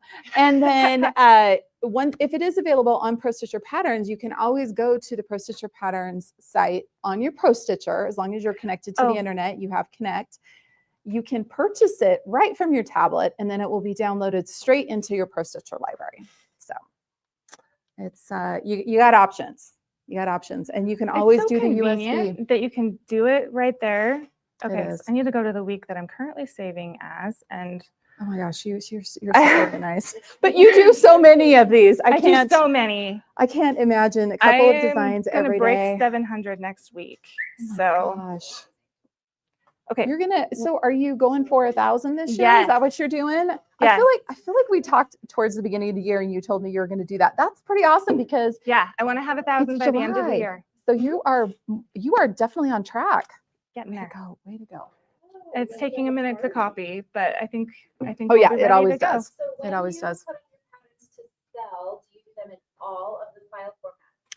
So the question is, when you design a pattern and you put it on Pro Stitcher Patterns, is it available in formats for all different kinds of computerized quilting systems? So I wasn't actually sure if it was on Pro Stitcher Patterns or not because you guys cater to Pro Stitcher, but all of the formats are there. Okay, so yes, all of the different formats. If you have a different brand that uses a different format, such as a PLT or a PAT or an IQP Or QLI, or yes, trying to think of some of the other ones. You think of some of the other ones? Did I say BQM? I don't know if you did, but yes. LMNOP. No, there's no LMNOP, but all of the formats will be available there. That's exactly right. There's even, and Megan will correct me if I'm wrong here, but I'm pretty sure that the majority of the designs on Pro Stitcher Patterns also come with a PDF that you can print out the design, which is nice. So if you like to have a printed library, you can print them out. I'll tell you another thing there. If you can print it out as a PDF, you could use it as a stencil also, because you could print it out and create a stencil out of it. I know I just totally blew Shauna's mind back there too. So yes. All right, well, we are ready. We're gonna make a little switch here. So we're gonna go on mute for a minute. We just want everybody to know we're still gonna be here. You guys are gonna watch us do our little as we move around here. We're gonna scoot the desk out of the way, and then we're gonna readjust a couple things, and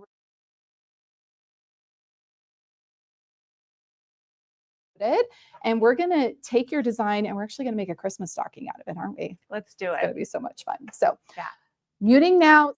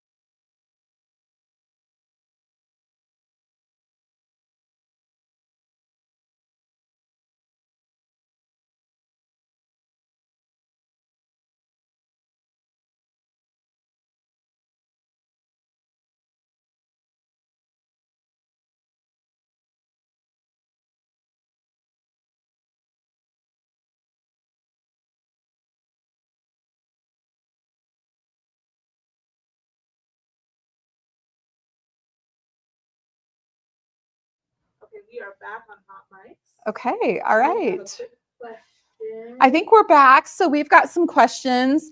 The first question that everyone's going to start asking is, how tall is Barbie? Because I'm tall and Barbie's really tall. So I'm just going to talk about the elephant in the room here for a minute. It's actually kind of fun to quilt with somebody who's taller than I am, because usually I'm the one who's having to like do this. Do the whole thirsty giraffe thing. Yeah. It's the wide Yeah. leg stance so that we're Yeah, an 'cause appropriate height here. If you're bending over, it just hurts your back. So, Exactly. Exactly. my machine at home is set this high. Mhm, I am mhm. not joking. Oh, So I totally believe it. I know my machine is Yeah. much higher. This machine, just so that everybody knows, is actually, we lowered it for Sandy, who was here on Monday. And as we talked, do you know Sandy Rindlisbach? oh yeah. So I know quilters that are everything from Sandy is about this tall to Barbie. I love it. Yeah. I love it. So, the machine is a little low for us. I will totally cop to that, but it's going to work for us because we're doing pro stitcher. So it Yeah. doesn't matter that it's a little bit lower. Yep. All right. So we have some other questions. So Brianne, let us throw some questions here. Do you need Pro Stitcher Premium to use Pro Stitcher Design? Okay. So this is a really great question. And this is actually a question that you can answer. So do you need Pro Stitcher Premium to use Pro Stitcher Designer? No. No. Because Barbie, do you quilt on a handy quilter? I don't. No, she I doesn't. use something else. Yes, she does. And She does. Yet you use Designer to Yes. create all your designs, and you're Yes. able to save everything in the format that you need, Yes. plus the formats that pretty much anybody else that uses a computerized system. So Yep. no, it doesn't just work with Pro Stitcher. It works with everything. But it does say Pro Stitcher Premium. Oh, But it and, comes with Pro Stitcher Lite too, right? well, so Or does it? Designer that's a great question. Designer is included with Pro Stitcher Premium. It is not included with Pro Stitcher Lite, but you can purchase it and absolutely use it with Pro Stitcher Lite. It's compatible with all of those. Okay. So yeah. And when you purchase Pro Stitcher Designer, or if you get it with your machine, Mhm. it comes with 2 licenses. So you Yes. can have it on Your tablet. your tablet and and- on your computer. Yep. So I use it on my laptop, and we actually have it on another laptop at my house because I don't have it on a tablet because Exactly. I have something else. So, Exactly. Exactly. all right. I love that. I love that. Okay. Next question. Brianne, do you have some other questions for us? I know she's popping up the questions in the comments here. Interesting. Thank you, Barbie. Knowing how a design comes together will hopefully in the near future help me learn automation quicker. Awesome. All right. Great comment from Fuzzy Face Place Leah. Hey Leah, how you doing? She's often on our lives. Oh, I feel like I know Leah. We've never met, but I feel like I know her. Thank you so much. That's a great comment. That's one of the reasons why we wanted to have Barbie on, is so that you guys can see it really is pretty simple creating designs, especially when you learn how to make those basic elements and then you just repeat and put them together and have some fun with it, right? It's like playing with Legos. Exactly. You can put those shapes together in any combination and you can make anything. I love it. I Yeah. love it. Even just straight lines. It Mhm. blows my mind the variety of things you can get with just straight lines. Straight lines, I know. I'm a real straight line quilter, so I get that. Like I'm always like really drawn to that really linear straight lines, and you can do a lot of really cool things with can. just a simple straight line. Love Yeah. it. Love it. Okay, we're good. We can go. Okay. Quilt it. All right. So the idea we had, that you had actually, I love this whole thing. I'm like, I'm just the host here. You have this beautiful red satin. So, and where's the satin from? Because if people want to quilt with satin, this is the satin to get, right? It's lovely satin. This is from Shannon Fabrics. Mhm. I ordered it several years ago, so I don't honestly remember if I just got it from their website. I probably did because I ordered several Yeah, bolts at the yeah. same time. It comes 60 inches wide. I was Yep. going to make a whole bunch of tree skirts. I love it.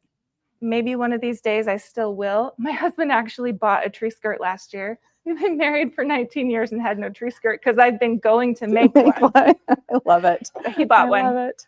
I love it.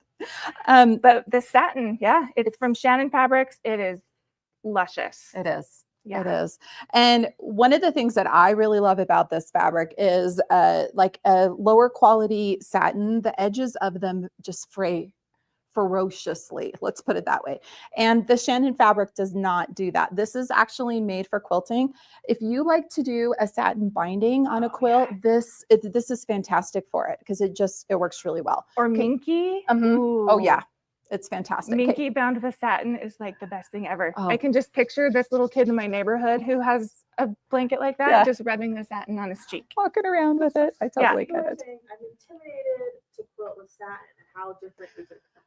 Okay, so question, satin intimidates you. Exactly. So let's take a look at what I have done with the satin here, and you Sure. feel free to jump in. I know for me, when I do this, that I baste it securely. So if you guys look here, I've got basting down the side. I've got basting across the bottom of the throat space, and then up the other side and across the top. Yeah. And to be honest, if I was doing this, so this is a 1 yard cut. If it was any bigger, I would actually be doing more basting through the center of it to stabilize it. What about you? You do a lot of long arm quilting. How do you stabilize your satin? I do baste the top and the sides. I don't necessarily baste the bottom. Mhm. I don't ever float. Yeah. Which I'm floating because I was too lazy to pin it. Sorry. And in this case, it's fine because we can baste it, Mhm. but it needs to be secured somehow. Mhm. So either basted or just on your roller. Yeah. Can you guys tell us what float means? So floating means that we did not attach the quilt top fabric to the leader here. Right. I do not have the two attached.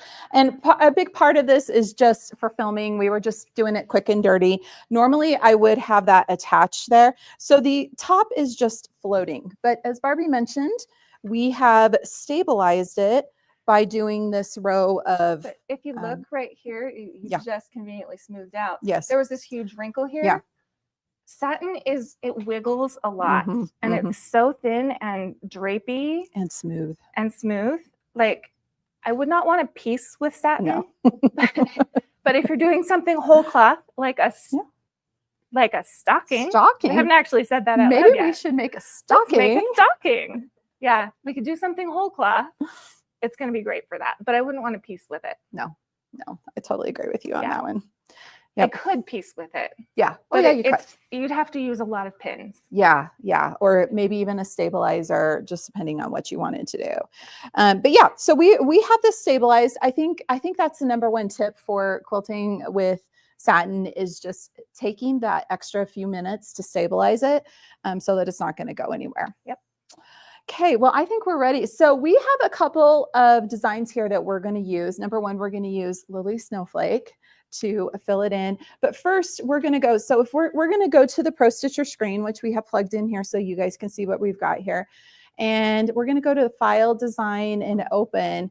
And I have a blank stocking here that we are going to go ahead and open. Now, I was trying to see, okay, blank stocking, very cool. And you know what I just realized that I was actually going to do with this was I was going to save it as an area so we could do an easy crop. Okay. And I forgot to do that. Shauna, maybe I could have Shauna do that for us. Shauna, do you know how to do that? You know how to do that, right, in Designer? Save it as an HQA. Yeah. Okay. So I'm trying to think if I've got. So anyway, okay, so what we've got is we've got the stocking here and we want to, and you know what, we can actually, there's another way that we're going to do this. So one of the things you can do is take a design that is created, something simple like what we've got on the screen here with this stocking, and I could save the outside of this design as an area and then use it to crop with. Okay. We're not going to go through the steps of that right now because I wasn't thinking ahead enough. For right now, though, on the screen, I've got this stocking and it looks really great. What we want to do is take in, we're actually going to turn this so that it is like right side up. Okay. Okay. So we're going to go to Modify and do Rotate. And then I'm going to use the 45 here and I'm going to rotate it so that it is standing up. And this stocking, if I look up here at the top of the screen, it's 23 inches tall. So it is too tall to quilt out in my space this size, Okay. but we're going to make it a little bit smaller I wouldn't mind even if it was cut off right there at that line. at that 'Cause line. then the top of the stocking could be something else. Okay. Okay. That's totally cool. So let's do that. So what we're going to do is I'm going to set up an area here inside the space that I actually like basically have to quilt in. So I'm just going to set this up and then we're going to do some resizing because once I get this here, We're doing a little stocking. Yeah. we're going to make it a little bit smaller. But what I'm going to do is go to modify, align, and I'm going to center that design inside my area. And then we're going to go to resize. I'm going to make sure that this lock stays on, and then we're just going to start making it a little bit smaller. Now, I know that there's some people out there that are like, why don't you use skew? Well, I don't want to use skew right now. So I'm going to come here, and then I'm just going to use my finger. And because Barbie wants to cut the top part off of that stocking, what I'm going to do is just move this around a little bit. And then we're just going to crop along the top there. I'm going to fill this up just a little bit more. Looks good to me. Yeah. Okay. And then we'll go to crop, and we're going to crop outside and close the edges. So you can see we just chopped off the top of that stocking. Okay. Perfect, right? Okay. And then we're going to baseline to lock those changes. And do we want to stitch your design first and then put the stocking over the top of it? Or do we want to do the stocking first with the design over it? Because we can do one or the other, and then we're going to trim it out is what we're going to do. Well, what I was Yes. thinking in my head Mhm. was that we would just crop and only do the shape that would fit into the stocking. Okay, perfect. However you want to do it is fine. So if that's the case, here's what we're I going to don't do. have pro stitcher experience. I don't know how all the okay. details work. That's totally okay. So what we're going to do is we're going to stitch out this stocking first. Okay. And we're going to stitch one, and then we're going to stitch the second, because we have to have two sides of the stocking That is to true. put together, right? We got to remember and do both sides. So I'm going to go ahead and stitch this out. And we're going to let this go ahead, and it is going to stitch out this design for us.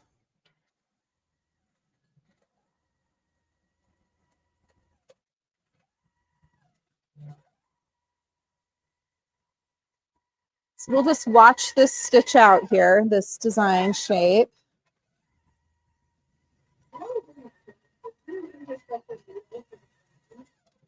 So we just got asked the question, do we use a special needle for the satin? I didn't use a special type of needle for the satin.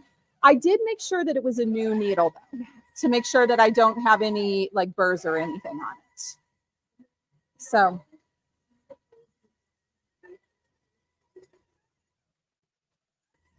Does it leave pinholes? Does it leave pinholes in the satin? This is a better quality satin, so I don't really think it does it? This one doesn't usually. Can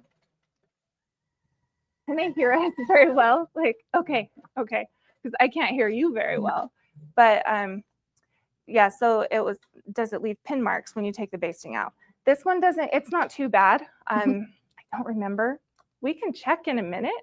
My guess would be, I know that this is a better quality satin, and when I have used it, I have, if they're like taking out the basting, if there are any, you just hit it with a little bit of a steam iron and it closes. Yeah, or a dry toothbrush. Oh, there you go. And there you go. Just kind of wiggle the fibers back in place. Yeah. Okay, last question. Okay. When designing, do you have a specific size that you shoot for on edge-to-edge designs? Ooh. Okay, the question was, when Yeah. designing, do you have a specific size you shoot for on edge-to-edge designs? So I didn't even check that, how big our design was, which is one of the things that I always check. But I'm going to stitch out the yes second and one no. So actually, wait, shouldn't you Okay. flip it? Yes, I should. Thank you for catching that. Okay. Okay, so is there a Modify, specific size we go outside. for? So I usually think about density first, I'm trying to get just the density to look right, and then I'll just see where I'm at size wise. If I can, I like to keep it to 9 inches or less because that works for so many of our people that have moxies and smaller throat space. So they can fit that 9 inches there. So it's really hard for me to talk while this is going on because in my brain, I think you can't hear me. But Go ahead. I'll pause and you talk for a second. I just need to get over the mental block. Okay. So yeah, I do try to go for 9 inches if I can. But if it's bigger than that, because some things I just like to do bigger, we can do bigger. So for instance, the quilt behind me, it's quilted with my Snowy Dreams pattern. And the default for that one is 18 inches. It's really large. It's very big. But it's also, it's spaced pretty far. And as a result, this is it's a really drapey quilt. Yeah. Which I love it that way. But with as big as that is, you can still do it smaller. You can resize to anything. So actually the shirt I'm wearing, I quilted it. I feel like I'm yelling. It's just fine. Okay. So the shirt I'm wearing is done with Frosty Dreams, which is the same as Snowy Dreams, but with faster snowflakes, which we talked about. Right. So you look. So you can't see the detail here. Yeah. But these are slow snowflakes. They took forever, and they're beautiful, and I love them. But the ones on Frosty Dreams are faster. And Frosty Dreams is available. Megan just put it up last night. So thank you, Megan, on Pro Stitcher Patterns. As a matter of fact, if we take a look on the screen, I have a little something to show you. This is kind of cool. So if we're looking here at the Pro Stitcher screen and I go to the Pro Stitcher tab, look at, because my Pro Stitcher display is connected to the internet. Look at that design right there, Frosty Dreams. Yep. It's the first one right there, designed by the Quilting Mill. So even though the default for this one is 18 inches, the one on my shirt that I'm wearing, I quilted out at 9 inches tall. I love it. Which is just the size a lot of people like. Yep. So it is pretty dense for a quilt. No. I love dense quilting. Personally, this is not too dense to me. Right? Yeah, I'm like, the denser the better. Yes. Quilt that baby to death. Yes. It should be able to stand up and walk by itself. Yeah. But for wearing it, I wanted to have the smaller detail for sure. Well, and I love that. So let's talk about this for a minute, because I think this is something that people don't really necessarily think about doing with their long arms. Yeah. Explain what you've quilted here, because you don't have any batting there. No batting. This is just cotton fabric. I didn't even pre-wash the fabric. I love it. So who pre-washes? Who has time for pre-washing? Not me. Yeah. I bought a roll of water soluble stabilizer. I got it on sale on Amazon Prime Day. Love it. And it was only 12 inches wide, but I laid it out just on top of the fabric. I just loaded up my fabric as if it was a quilt top, laid it out, basted it on the edges, and I had the extra stabilizer sticking off the edge because I didn't have the backing. Oh, right. So I clamped the stabilizer. Voila. And I just quilted it. And then I washed it after. Did not pre-wash, but I did wash it after. And because it was water soluble, it just all dissolved. It was just done. And it washed beautifully. And the texture, I was just so happy. Pulling it out of the dryer, it was just like, look at my fabric I made. I was so happy, and my kids loved it. That's fantastic. I actually impressed them occasionally, so that was fun. That's that's always a real feat when you're like, yes, I have impressed my children. Thank you very much. They're the hardest ones to impress. They totally are. Okay, so let's go back to our 2 stockings that we have stitched out here. And I'm so glad you caught that I needed to mirror the one. So we now have the 2 sides. We have a right and a left. I'm actually kind of laughing because there's a classic video of Christina and I was making oven mitts, and I was talking about making a right and a left oven mitt. And yeah, anyway, never mind, inside joke. But when you are making a stocking, you do need to mirror the 2 so that you have both sides, so that when you sew them together, you've got on both sides. So we've got our 2 beautiful stockings stitched out here, and you guys can see how beautifully that's stitched on the satin. And because it's all nice and stabilized, it's smooth, we don't have any wrinkles or anything there. And this pattern was on Pro Stitcher Patterns too. It's not one of mine, but it is there. It's just called Blank Stocking. Yep. It's really easy to find. Exactly. And how fun, because now we're going to be able to fill it. So what I'm going to do, going back to the Pro Stitcher screen, I'm going to go to the area and clear the area. And then I'm just going to create a quick area that is just a little bit bigger than this stocking, because we want to make sure that when we trim this up, that design goes all the way past the edges, so that it's going to be, we're not going to have any weird stuff going on the seams, right? We want to have the design go all the way. Yep. So I have my area selected, and I'm going to use the multi-point to drop just a bunch of points along the way here. Pardon? Oh, you made the area. Okay. You know what? I'm going to do it this way. And then if you want to hand it to me, I'll show everybody the other way of doing it.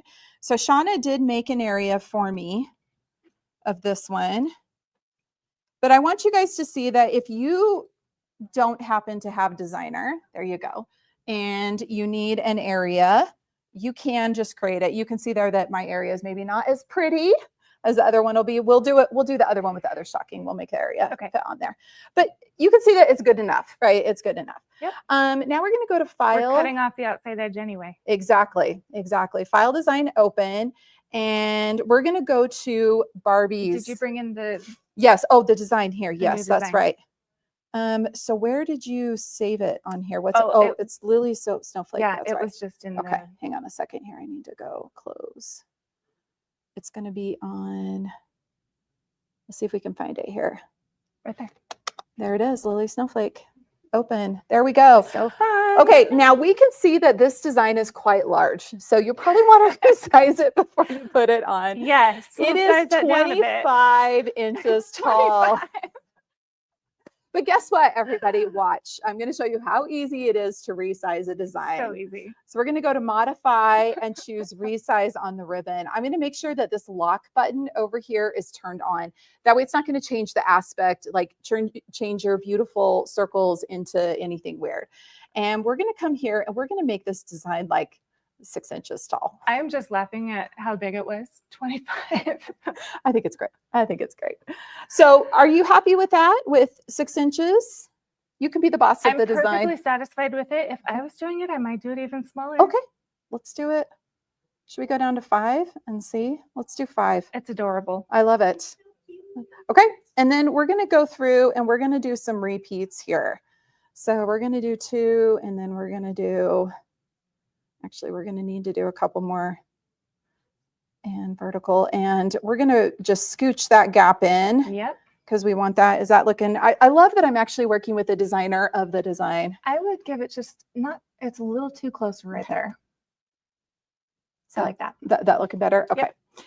So we're at negative 0.30. So anybody that's purchasing this down the road, if you want to have it look exactly the same, minus 0.30. So actually there's a notes section, and before I publish anything, I put in the notes section what the gap should be. There you go. How close you want it. I love that. I love that you do that. Sean is making a face at me like, what? You do what? I know. Shauna's been all learned up on this information. I promise now. I won't leave it at 25 inches tall. Okay, so how are you feeling about the placement there? Let's go here to the modify and crop. I'm going to crop the outside, and then we can always adjust it a little if we want to. You feel good about that? Yeah. Okay. We're going to close the edges so we don't have all those random starts and stops. We're going to baseline it, and then we're going to go ahead and stitch this baby out. So let's go to Pro Stitcher, and we're going to I'm going to turn that one off. And it is going to go ahead and stitch here for us. We're going to let this stitch out. Okay. And this is going to take a little while to stitch, just so everybody knows. But we're going to see how beautifully this design, so little. yeah, that you just stitched, that you just created. So I've got a spool of Magnifico. It's color 2003, so it's a slight off-white. But that from Superior Threads, we absolutely love a shiny thread, right? Especially on a satin. Yep. I love that we just got your little circle here. Okay, this is so much fun to see the little elements. Magnifico on my shirt. I love that. I love Magnifico. It's a great go-to thread. When I isn't want it? a little, well, my go-to is Omni, Mhm. honestly. But when I want a little bit of shine, Mhm. always Magnifico. I totally agree. Because it just is Magnifico. It is. It is. Well, I always look at it as if you want if you want a little bit of shine, if you want the thread to show, Yes. Magnifico is a great thread for that. Yeah. If you are not a Superior Threads aficionado like we are, there are a lot of other great brands out there that do the same type of thread. A tri-lobal polyester is what it Mhm. is. So like Glide. Yep. Or any embroidery threads. Embroidery threads are the same type of threads. They're those Yeah. tri-lobal polyesters. So yeah, this is actually stitching out a lot faster than I thought it would. Not terrible. No, your Yeah. your fast snowflakes are actually pretty fast. Look at that. It does slow down a bit. Yeah. But It's not yeah. bad and not bad at all. So we have a few rows to do here. And we certainly could have rotated and done things a little bit differently, but this is the way we're going to stitch this. You guys can see how quick this is to do too. If you wanted to make a bunch of these. If you're being really efficient here, you probably would have placed the stockings so they're a little closer together, Yeah. but you know, this is when you're filming and you have to narrate what you're doing. You don't necessarily think about how everything No. fits together at once. No. This design looks great though. I really like that. Oh, it's beautiful. So fun to sit and design it and then bring it right to the machine and get to love show that. everybody what we're doing. I love that. I feel like every design should be stitched out on satin just so you can see how pretty it is. So, Anne Bright. Uh-huh. So she's been designing forever. Oh, yes, for years and years. Back when we used to have the HMQS show here in Salt Lake City, she would have a booth and she had all of her samples done in satin and they were just draped from one corner on the wall. So everybody could go pull them out and steal. I love it. I love it. So beautiful. Oh, it's a great way to really showcase it, especially with a beautiful thread like this. Oh, that's so fun. That's so fun. I do love to use contrasting thread on the satin, but even if you're using a matching thread, it shows the texture so well. Yeah. I could totally see that. Yeah, this would look beautiful with a red thread on here. Yeah. Or, you know, I'm looking at this going, you could use a gold thread. Yes, you could use gold. You absolutely could. You could use like a darker shade of red. You could do a lot of fun things with it. This is so cool. Okay, so we have a question. Yeah.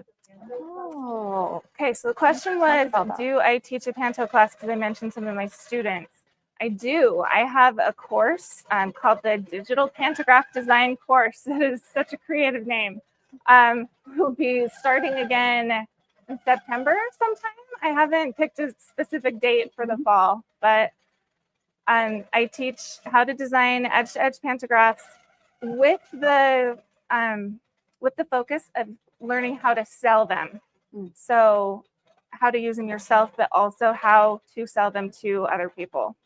So how to make them so that they are marketable. Yeah. I love it. So that other people can use them. And the first time I saw one of my pantographs on a quilt in the wild, like it was at QuiltCon in Atlanta, so it would have been 2022. Really? I went around the corner and there was this quilt with one of my pantographs on it that I didn't know was there that had one of my designs. Gosh. And it was just like amazing.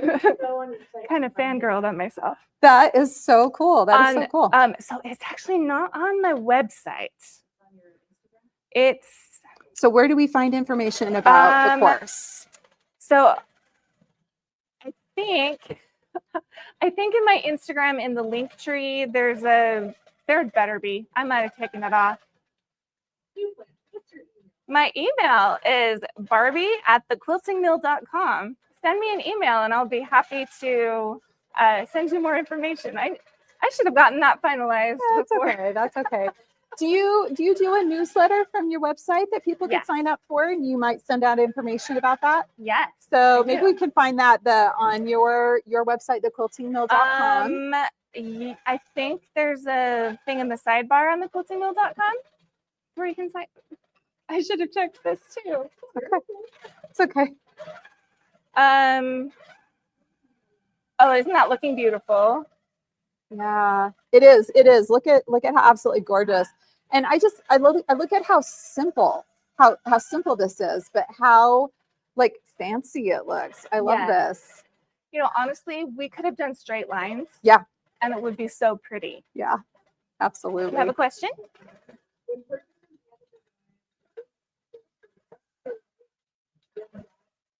Okay. Oh, that's a good question. So this is a question we always get. So when you purchase an edge to edge design, a pantograph design, can you quilt it left to right and then go from right to left? The simple answer is sure, you can do that. The ultimate answer is though, the machines are engineered because of the way that the bobbin turns. You're always going to get the best stitch quality stitching from left to right. It doesn't mean you can't stitch from right to left, but sometimes you'll end up with thread breaks and a couple of other things. I know for me, I tend to find that it's not worth the headache to try to make the machine stitch back and forth all the way across the frame. So that's my answer. Yeah. Next question. We have another question. What did we dye? What did we dye at my house? So the Salt Lake Modern Quilt Guild does a dye day every summer, don't we? And actually, I shouldn't say we. I didn't go this year either. I didn't go this year. I usually go every year, but it didn't work out this year. Yeah. So we always go in as a guild and buy all of the dyes, which is really great because you have a full, like all the colors. And I know the last few times that we did indigo too, and we had stuff to do ice dye. We had a lot of different fun techniques. And then the guild buys, and everybody pays a little bit too, rolls of what are they called? PFD, prepared for dye, white fabric. And you get a certain amount included with like your entrance to the dye day. Plus, people will bring stuff. Like I remember it was so much fun. I think the last time you came to my house, you brought your daughter. Yes. And she brought socks and a skirt. And what was some of the other stuff that she brought? But it turned out so cute. Yes. Anything that's dyeable. Yeah. I've dyed yarn. I've dyed different types of fabric too. I've done cotton, silk, and I've done like wool that I've actually knit with then. Ooh. So yeah. Yeah, my oldest actually has a pair of jeans. They started out white, but I can't even describe them. I'll have to take a picture and share them on Instagram because they're just super splotchy. My kid is very, very artsy, and I just love how these pants turned out. They're so cool. She dyed those at dye day. Yeah. Yeah. So pretty much it's anything you can think of. I'm trying to remember some of the other random things. I mean, people brought baby clothes, tablecloths, pretty much any kind of fiber you can dye. And it's always just such a fun day. Yeah. If you're a member of a guild and you guys are looking for a fun activity to do, I highly recommend it. It ends up actually being quite affordable too when you do it as a big group like that, because everybody puts in a little bit, you get all the colors. Yeah. It's an expensive hobby to get into on your own. It is. But doing it with a group is not bad. It's not bad at all. You need to have enough space. Yes. And water. Like at least an extra hose for rinsing out. I think you had 2 hoses in your backyard, so it made it more convenient. We could rinse out more things all at once. Yeah, exactly. It does take a fair amount of water, but it's a really fun thing. And then using those fabrics in quilting projects is amazing. I know I just recently used my last the fabric that I would always buy and use for dye day would be a wide back fabric. Oh yeah. And I bought a bunch of the white on white fabrics. My favorite. And then I ice dyed them, and then I would use them for backings, and they turned out so cool. Okay, we've got one last little spot here that it's moving to stitch out. This is so cool to see this beautiful design. I know, it's gorgeous, isn't it? I love that this didn't exist a couple hours ago. Nope, it didn't. That is so. Oh, so I keep thinking as it's coming up around here, I keep thinking something's wrong with that curve, but it's going into the snowflake. The swirl is fine. Yeah. And then when it finishes the snowflake and finishes the swirl, it's perfect. It's because you've got those two right there next to each Yeah. other. Those two little, I had the same thought too. I was like, ooh, and then I'm like, oh no. Part of the design. It's good. part of the design. It's good. All right, it's going to do that last little so bit of the tiny. design. Last little corner. Yeah. It's every last little piece there. Done. Ta-da! Look at that. Look at that. So cool. So Oh, satisfying to just yes. see it all there. That is just amazing. Isn't that beautiful? Look at that gorgeous design, Lily Snowflake. And yeah. So should we stitch out the other side? Do we have some more questions? What's the, I'm looking at. Remind people to enter. Okay. HQ quilting mill. I don't know why. It's just quilting mill. Okay. Okay. So we want to remind everybody to enter. We're going to be doing the drawing here. Are we doing the drawing soon? Yeah. Okay. We're doing the drawing soon. So this is your last chance to enter for a $50 gift card that you can use at Pro Stitcher Patterns to buy. You guys can buy Lily Snowflake, which should be up shortly. We'll have it up soon. I promise by mid-August. By mid-August. Megan will have it up by mid-August. So you just need to comment hashtag quilting mill. Quilting mill. No Q in there. H quilting mill. HQ. Everybody's used to the HQ because that's what we always do. Just quilting mill. Just quilting mill. So, okay, I'm going to take this design, and what I'm going to do is we're going to go to modify, rotate, and we're going to mirror this. And then I'm going to drag it over on top of, I know I was trying to think of a different way that I could do this one. What a I'm time going saver. to drag this over on top of the other one. How's that? Yeah. Now, the one thing is the way that this is set up, this is going to be going from left to right. You scoot it just a little bit. So yes, I can absolutely. Oh, so you think it might be happier if it's Yeah. not left to Well, right? well, what I'm going to do, there we go. That's a little better, right? Yeah. And let's make sure. Let's look at my placement there. Yep, that looks good. So I'm going to hit swap, and it's actually going to start at the bottom, but that way it will quilt in the other direction. No big deal. So we can show you guys that with these stockings, you can actually quilt from the bottom to the top.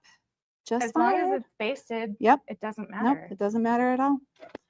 So we're going to do from the bottom to the top and stitch these out. And actually, this is kind of cool because then it will be mirrored on the two sides. Not that anybody will know that but us. But it is going to be mirrored. Yep. Kind of fun. Oh, it did the tiny Yep, piece yep, first. yep. That little bit, that same little spot that it did right there. Oh, this is so cool. Okay, so let's talk about ways that you would finish this at the top. So we took off that little extra kind of the cuff at the top. Yeah. So how would you finish these? We take these, we cut them. How would you finish that top? Well, honestly, I always wanted to make stockings for my family. Like when I was growing up and learning how to sew, I'm like, I'm going to make stockings for my family. And my mother-in-law is the stocking queen. Oh, of course. I've never actually made a stocking. Really? That's her thing. That's her love language, making stockings for Christmas. I love it. She's got this pattern that she uses all the time. So I don't have super great ideas. I love the idea of putting a contrasting something or other at the top. Something fluffy and white, maybe. I was thinking some like Minky, maybe. Ooh, Minky would be perfect. Minky would be kind of cool up there, wouldn't it? Yeah, that would be a great idea. We can stay with the Shannon theme. Yeah, Do some cuddle. we love Shannon fabric. I know we do. We do love Shannon fabrics. So I think that's a great idea. I like that. I love that your mother-in-law is the one that makes yeah. Yeah. We all have our position in the family and we have our Yep. thing that we do, right? That's great. Yeah. All right. Well, I think we're ready for the drawing. So hopefully you've entered because it's time. So Brianne's going to hit it. 5, 4, 3, 2, 1. And she hit the button. Let's see who the winner is of that $50 gift card to Pro Stitcher Patterns. And the winner is Carrie Clark. Carrie, congratulations. So what you need to do is email spotlight@handyquilter.com. Again, it's spotlight@handyquilter.com. And we just put that up there on the screen for you, Carrie Clark. You need to email that email address and we will send you that $50 gift card to Pro Stitcher Patterns so that you can purchase some of Barbie's design. Can you tell it's getting to be the end of the segment here? Or, you know, Just a anybody shrink else's. There's a lot of Yeah. beautiful ones there. There are a lot of beautiful ones. I know All you. right, where can we find you? Me, I'm on Instagram at The Quilting Mill. And I am on Facebook too. Mostly just shares from Instagram to Facebook. So I'm not as active there. But Instagram's the best place to find me. What? Oh, and my website is thequiltingmill.com. You can, but I would 100% recommend, especially if you're a handy quilter user, because you can download it directly to your machine. That saves you so much time. But yeah, I do have a website, thequiltingmill.com, or I also sell on Etsy. Etsy. Okay. Yeah. Awesome. Lots of great places to find you. That's really great because just depending on what your jam is, Yeah. you're available. I love it. I love it. All right, let's sign off.